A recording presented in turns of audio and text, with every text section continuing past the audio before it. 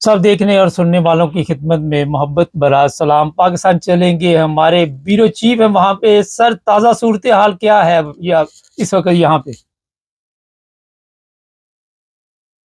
जी sir, जो अपने ख्वाजा आसिफ साहब है, वजीर दफा पाकिस्तान, और जो इंटेलिजेंस दलाए हैं, उन्होंने ये बताया है कि आज रात जो है कल की तरह खतरा मौजूद है। और वहां पर रावलपिंडी और इस्लामाबाद में जितनी भी निजी सोसाइटीज है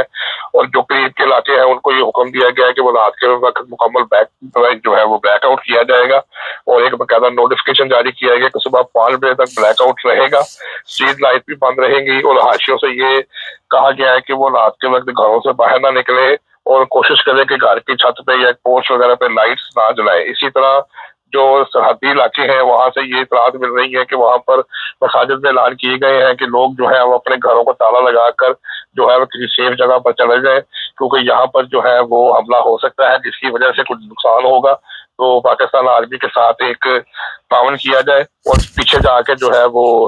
सेफ जगह पर जाकर टाइम गुजारा जाए। और इसके अलावा कसूर के इलाके से कोट गुलाम मोहम्मद से भी इतलात मिली थी कि वहां पर भी जो मदरसा है, वहां पर भी जो इंतजामिया है, वहां पर भी उन्होंने फौरी तौर पे जितने भी मदरसे में तालिब इल्म थे और जो वहां पर रहायशी थे, उनको वहां से फारग करके मदरसे को खाली करके बंद कर दिया है और उनको सेफ मुकाम पर पहुंचा दिया है कि उनकी इतलात के मुताबिक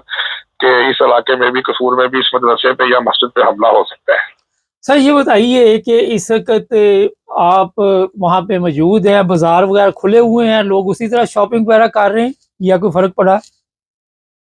जी बिल्कुल, उसी तरह जो है वो सारा कुछ हो रहा है। मैं आपको बताता चलूं कि आज यहाँ पर 3:30 बजे के करीब शोहदाए मुरीद के, जहाँ पर मस्जिद उम्मुल कुरा में जो रात के वक्त हमला किया गया था, वहां पर एक स्टेडियम में बड़ा नमाज जनाजा का इंतजाम किया गया था। तो बहुत बड़ी तादाद में, जो सैकड़ों की तादाद में लोग वहां मौजूद थे और एक बहुत बड़ी तादाद में जो है लोग शामिल हुए हैं। और वहां पर उसके बाद लोगों ने एक रैली भी निकाली थी पाक फौज के हक में। उन्होंने इस बात का हदिया दिया है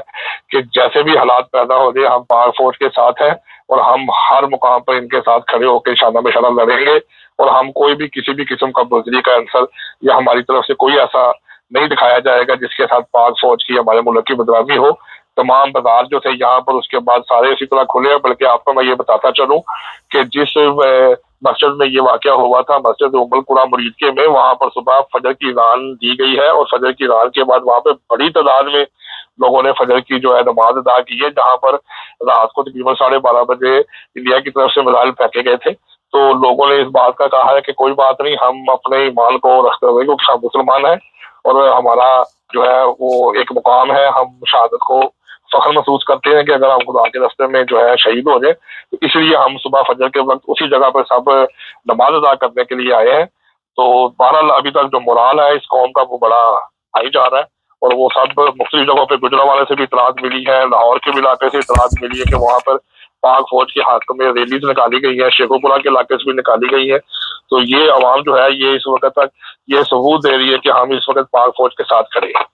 अच्छा, हमारे पास ये इतला है कि दिल्ली और दूसरी जगह पे भी ब्लैकआउट है और बताया जा रहा है कि पाकिस्तान की तरफ से भी कोई हमला हो सकता है। आप देख रहे हैं कि पाकिस्तान भी कोई ऐसे मिसाइल फेंकेगा आज इंडिया पे? देखिए जी, जो आज वो नेशनल सिक्योरिटी कमेटी का जो इजलास हुआ है, जिसके बाद वज़ीर आज़म ने खिताब किया, उसके अंदर ये बात बड़े वाज़ेह तौर पे तीनों जो है आर्मी के जो चीफ थे और एयरफोर्स के जो सरबराह थे और नेवी के सरबराह थे, उनके सामने बैठ के इस बात का इंडिया दिया गया है कि अब आपको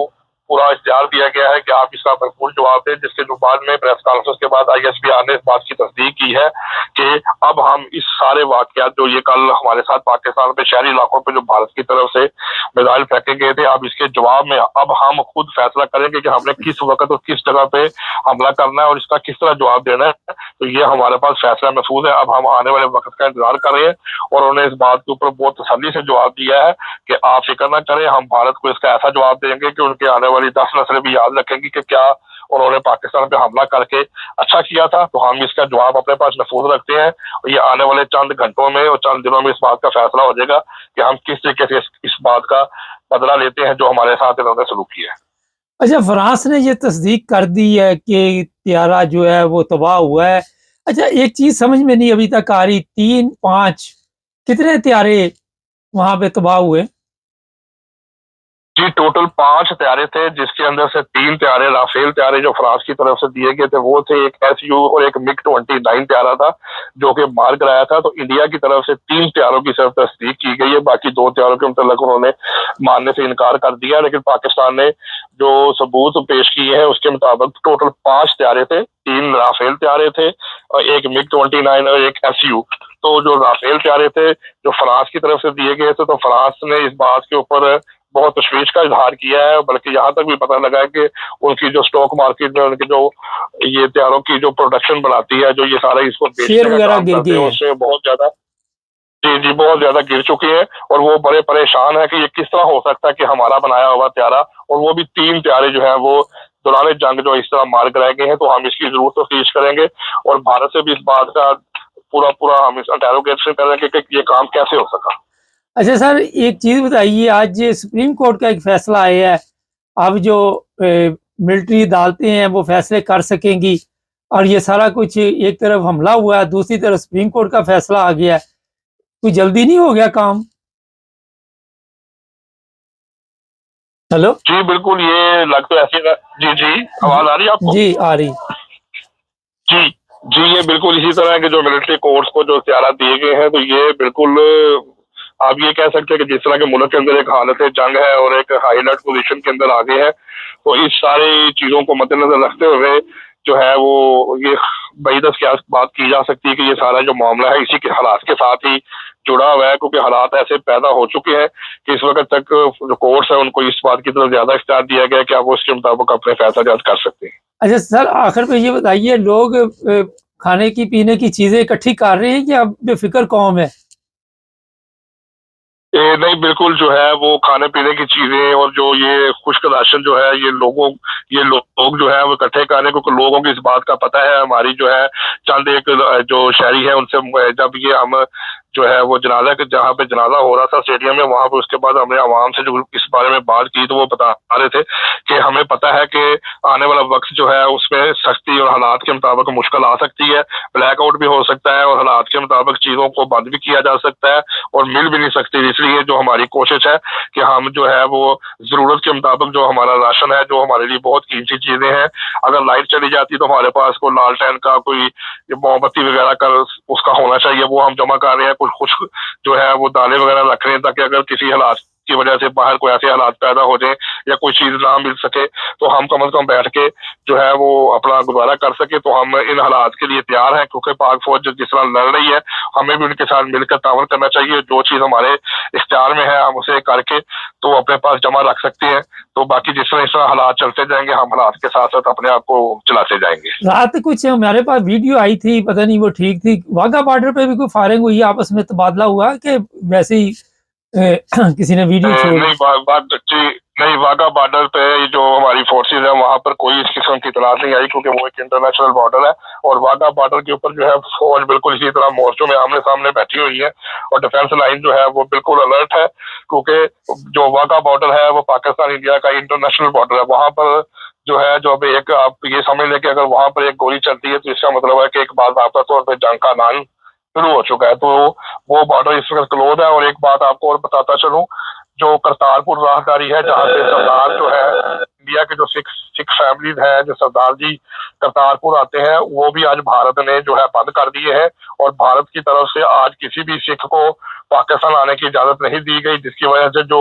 सिख कम्युनिटी के लोग हैं उनके अंदर बहुत ज्यादा तशवीश पाई गई है। और इतलात के मुताबिक हमें ये मिला पता लगा है कि वहां पर जो सिख कम्युनिटी है और उन्होंने राहदारी के दरवाजा जहाँ से वो अंदर दाखिल होते हैं जिसको बंद किया गया था, वहां पर खड़े होकर उन्होंने शदीद अपनी हुकूमत भारत के खिलाफ नारेबाजी की है और उन्होंने इस बात का इंदिया दिया है कि मोदी के खिलाफ भारत के अंदर अगर पाकिस्तान का साथ देने के लिए कोई खड़ा होगा तो हम सिख लोग हैं, क्योंकि उनकी तरफ से कोई पाबंदी नहीं लगाई गई, उनकी तरफ से तो आज भी हमें वेलकम किया जा रहा है रात को हमला करने के बाद। लेकिन भारत जो है उसने हाथ दरमी दिखाते हुए जो राहदारी है उसको बंद कर दिया, जिससे हमारी जो है वो एक मजहबी रसूमात के अंदर फर्क पड़ा है। तो हम जो है इसके खिलाफ शदीद एहतियात करते हैं और भारतीय गवर्नमेंट से इस बात का इज़्तिया करते हैं कि जो भी हालात है उसके अंदर बेहतरी की तरफ कोशिश करें और राहदारी को खोलें ताकि हम अपनी मजहबी रसूमात जहाँ है वो करतारपुर में जाके अदा कर सकें। अच्छा, प्लेन बंद कर दिए गए हैं, लाहौर की फ्लाइटें जो है लोकल चल रही हैं या वो भी बंद है?